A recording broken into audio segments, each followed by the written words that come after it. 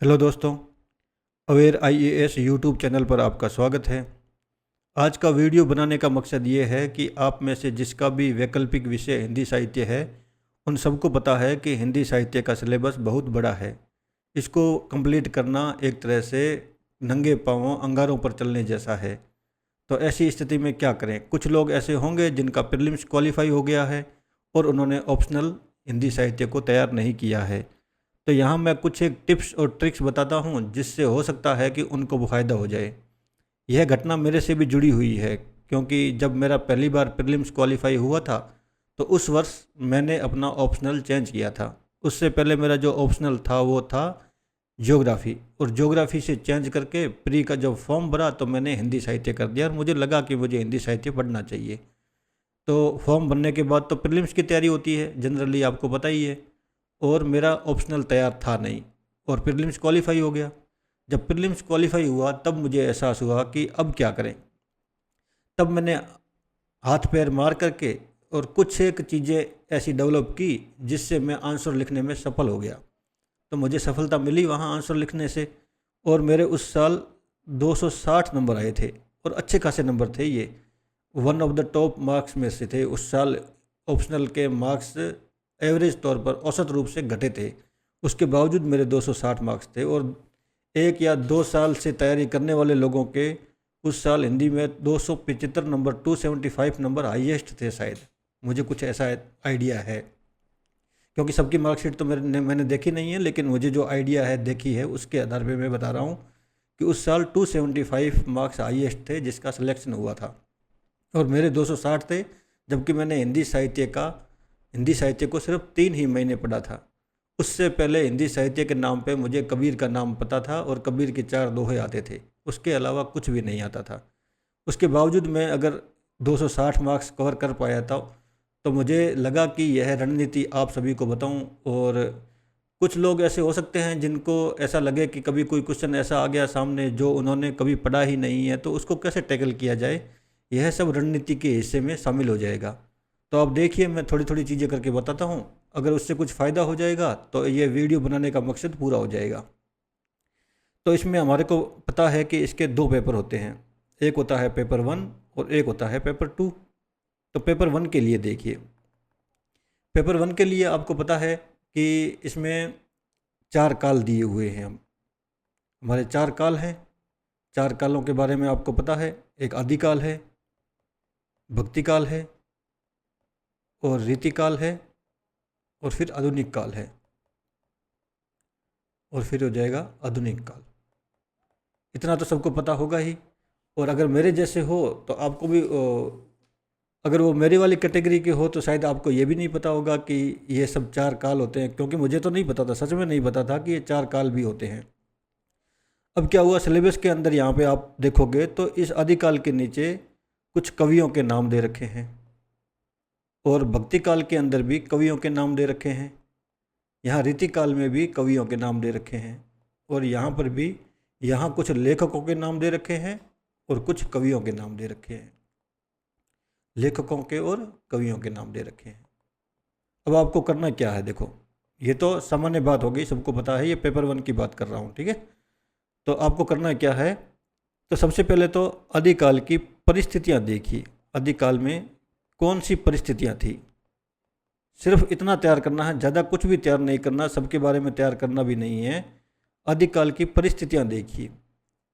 परिस्थितियों के हिसाब से ऐसे कुछ पॉइंट्स बना लीजिए जो कॉमन आपको लगते हैं कि यह 7-8 परिस्थितियाँ तो आपको दिखाई देती ही है, और 7-8 जो परिस्थितियाँ होगी वो एक लाइन में होगी।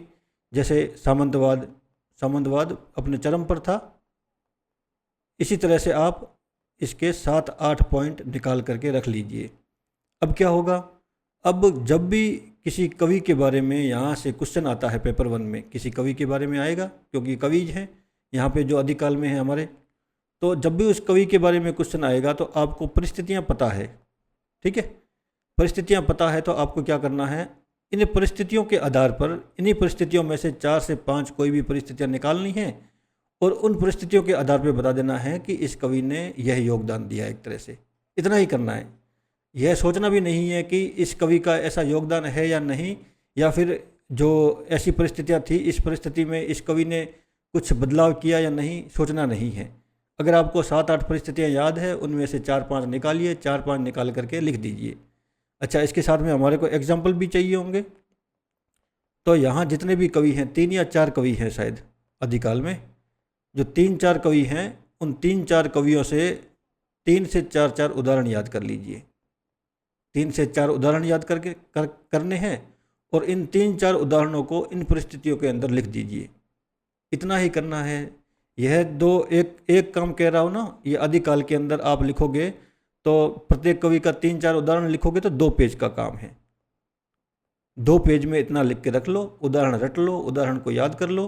और परिस्थितियाँ सबके लिए कॉमन है। किसी भी कवि के बारे में आए, हमें 4-5 परिस्थितियाँ पता है, 4-5 परिस्थितियाँ पता है तो उनमें से कोई परिस्थितियाँ निकाली 3-4 और उनको लिख दिया। उसके आधार पे हमें उसके एग्जाम्पल याद है, उदाहरण याद है, कविता याद है, उस कविता का प्रयोग कर लिया। ठीक है, यही काम हमें भक्तिकाल के लिए करना है। यह भक्तिकाल का काम भी ये थोड़ा ज़्यादा पेज में हो जाएगा, मान लिया 4 पेज में हो जाएगा। ये 4 पेज के अंदर आप सब काम कर लोगे कि भक्तिकाल की परिस्थितियाँ क्या थी, भक्तिकाल की प्रत्येक कवि की जो उसके अंदर लिखा हुआ है, मेंशन किया हुआ, बाहर से कुछ नहीं, जो सिलेबस के अंदर मेंशन कवि है ना, उस कवि के बारे में, उस कवि के बारे में 4 पंक्तियाँ, 4 कविताएँ कुछ छोटी छोटी याद कर ली जो आसानी से आपको याद हो सकती है। और फिर क्या करना है, जब भी क्वेश्चन आए तो इन परिस्थितियों को देखना है। कितनी 7 से 8 परिस्थितियाँ हम याद करेंगे। यहाँ से देखेंगे कि भक्ति काल के टाइम कौन सी परिस्थितियाँ थी। इन परिस्थितियों में से फिर से 4 से 5 कोई परिस्थितियाँ उठा लेंगे, अगर हमें क्वेश्चन आ रहा है चाहे नहीं आ रहा है। मैंने मान लिया कि परिस्थितियाँ याद की, सूरदास का क्वेश्चन आ गया, कोई बात नहीं, सूरदास के अंदर भी उन्हीं परिस्थितियों का इस्तेमाल कीजिए। उन्हीं परिस्थितियों का इस्तेमाल करके अब 4 से 5 उदाहरण, 2 से 3 उदाहरण आप उस हिसाब से लिख दीजिए जैसे आपको याद आते हैं वहाँ पे। यही काम हमें रीतिकाल के लिए करना है। रीतिकाल की परिस्थितियाँ पता करनी है, 7 से 8 परिस्थितियाँ लिख लेनी है। उसके अंदर दिए हुए कवि हैं, उन कवियों के प्रत्येक के 4 से 5 उदाहरण लिख लिए। यह भी 4 से आपके 5 पेज में हो जाएगा। ठीक है, इतना हो गया। आधुनिक काल थोड़ा बड़ा है, आपको पता है। तो आधुनिक काल में जितने काल हैं उन अलग अलग कालों को आपको पता है, उसके कवि भी अलग अलग हो जाएंगे ना। तो आधुनिक काल के अंदर जो डिवीजन बनता है ना, जैसे भारतेंदु काल, फिर महावीर प्रसाद द्विवेदी काल, उसके बाद छायावाद, फिर प्रगतिवाद, फिर प्रयोगवाद, फिर नई कविता। तो इन कविताएं क्या कह रहा हूँ, ये जो काल है इनकी कालगत विशेषताएं देख लीजिए। 3-3, 4-4, 5-5 जो भी आपको परिस्थितियाँ मिल जाती है, इन सब की परिस्थितियाँ देख ली।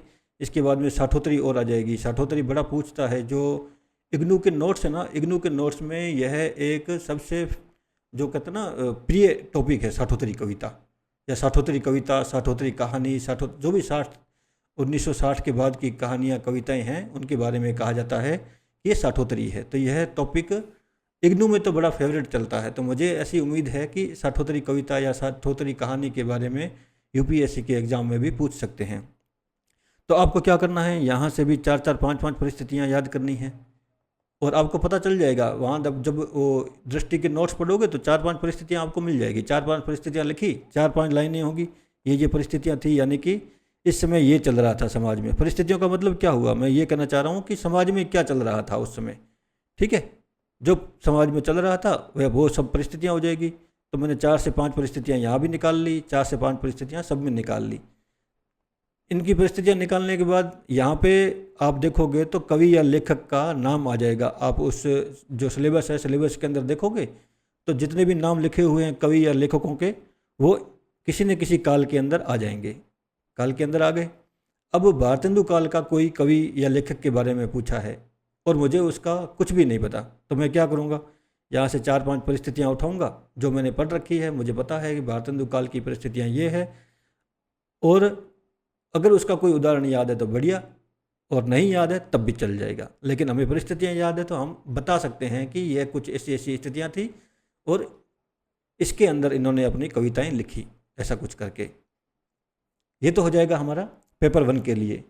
और पेपर 1 में आप देखोगे ना, जो भी उसके अंदर कवि लिखे हुए हैं उनके बारे में ही करना है, उससे बाहर किसी के बारे में करने की ज़रूरत नहीं है। यह कालगत हो गई। फिर रचनाओं के बारे में भी पेपर 1 के अंदर है कि जैसे अन्य विद्याएं हैं, अन्य विधाओं में तो महादेवी को रट के चले जाओ, महादेवी का क्वेश्चन आता ही आता है, उसके अलावा कोई ज़्यादा संभावना नहीं है किसी और के बारे में पूछे। द्विवेदी जी के बारे में तो हम यहाँ पढ़ ही लेंगे, है ना। जो ये द्विवेदी युग है ना, द्विवेदी युग में आप महावीर प्रसाद द्विवेदी के साथ में हजारी प्रसाद द्विवेदी के बारे में भी पढ़ लोगे। और यहाँ नहीं पढ़ोगे तो पेपर 2 में आपके सामने आ ही जाएगा, कुछ न कुछ उदाहरण आप यहाँ वहाँ से लिख सकते हो। तो ये 2 हैं जो अन्य रचनाओं में ज़्यादातर पूछे जाते हैं। थोड़ा शुक्ल जी को भी देख लेना, शुक्ल जी के लिए भी क्वेश्चन बनता ही है। तो शुक्ल जी के भी जो जो रचनाएं हैं उनके बारे में थोड़ी थोड़ी जानकारियाँ, 4-5 विशेषताएं देख लेना। ये हो गया पेपर 1। अब बना है आपको पेपर 2 में। पेपर 2 में क्या करना है? पेपर 2 में तो हमारे को साफ साफ दे रखा है कि कौन सा कवि है। कवि पता है हमारे को, कवि नहीं है तो फिर लेखक है, क्योंकि भाग 2 में लेखक है ना, सारे गद्य भाग गए तो गद्य में लेखक हैं। तो इस कवि और लेखक की जो रचना हमारे को सिलेबस में दे रखी है, रचना के ऊपर भी तो क्वेश्चन आएंगे ना, तो रचनाएं दे रखी है। प्रत्येक रचना की कुछ न कुछ विशेषताएं हैं, तो उनकी 5-5 विशेषताएं सबकी याद कर लो। 5-5 विशेषताएं ही याद कर लो, इससे ज़्यादा याद करने की ज़रूरत है ही नहीं। मैं कह रहा हूँ ना, 5 विशेषताएं प्लस 5 उदाहरण। 5 विशेषताएं 5 उदाहरण, एक लेखक एक रचना के बारे में करोगे तो यह 1 या मैक्सिमम 2 पेज भरेंगे, 1 पेज या 2 पेज। तो ये आप देखोगे इस तरह से कर लोगे तो सबके बारे में करने के बाद आप देखोगे कि ज़्यादा से ज़्यादा 20 पेज हैं आपके भरे हैं, और 20 पेज के अंदर आपने सबको समाहित कर लिया। 20 नहीं तो किसी की राइटिंग ठीक ठाक है तो फिर 25 मान लो, इससे ज़्यादा पेज नहीं होंगे। अब क्या होगा, ये 25 पेज हैं। अब जब जीएस के पेपर्स ख़त्म हो जाएंगे, जीएस के पेपर ख़त्म होने के बाद में क्या होगा, छुट्टियां आएगी 6 से 7 दिन की। तो 6 से 7 दिन में इनको बार बार रिवाइज कीजिए और रट लीजिए कि देखो ये उदाहरण है, ये उदाहरण मेरे को लिखना है, इसके अलावा ये परिस्थितियां हैं जो मुझे पता है कि इस लेखक के काल में ये परिस्थितियां थी। इतना रट के चले जाइए। इतना रटने के बाद में अगर 260 नंबर नहीं आए तो मुझे आके कह देना कि सर आपने बताया था, उसके बाद में भी मेरे 260 नंबर नहीं आए। मैं तो लेके आया था, मैं तो इसी तरह से लेके आया था। आपको भी पता है प्रीलिम्स क्वालिफाई होने के बाद में आपको पता है कितना टाइम मिलता है मेंस के लिए। उसमें जीएस भी पढ़ना होता है और फिर ऐसे को भी तैयार करना होता है, और फिर हमारी अंग्रेजी भी तो ऐसी खास नहीं है ना, उसके लिए भी मैंने तो मेहनत की थी, थोड़ी मेहनत करके अंग्रेजी को भी पास किया। तो इस तरह से देखोगे तो आपकी हिंदी साहित्य क्लियर हो जाएगा। और दूसरा, अगर किसी को लगता है कि यार हिंदी साहित्य का कोई ऐसा क्वेश्चन आ गया जो मुझे नहीं आ रहा तो कोई बात नहीं, परिस्थितियाँ पता है, उसका काल पता है, उसके आधार पे आंसर लिख के आइए, चलेगा, दौड़ेगा, वो अच्छा नंबर दे के जाएगा। जो आपने सबसे अच्छा उत्तर लिखा है तो शायद हो सकता है वो 15 में से आपको 7 या 8 मार्क्स दिलवा दे।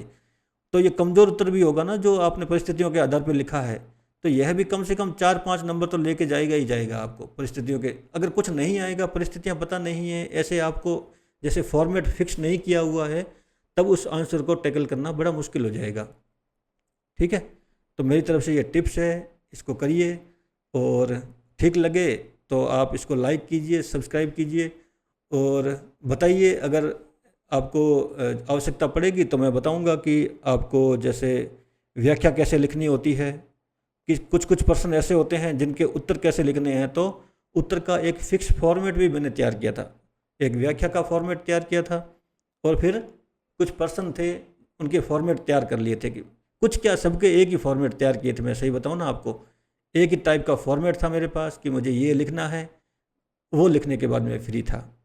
ठीक है, तो देखिए अगर आपको ठीक लगे तो मुझे बताना कमेंट बॉक्स में, कमेंट बॉक्स खुला है सबके लिए।